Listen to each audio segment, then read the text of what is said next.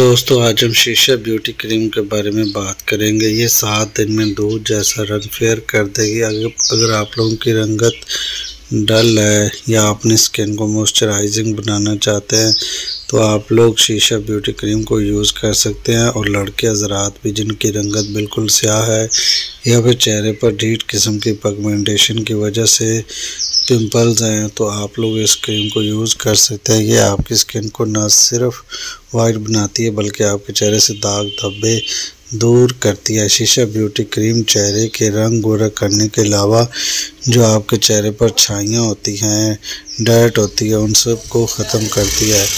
और इसका जो प्राइस की बात करें तो 300 रुपये 350 में आपको आराम से मिल जाएगी। वीडियो अच्छी लगी हो तो लाइक सब्सक्राइब ज़रूर करें।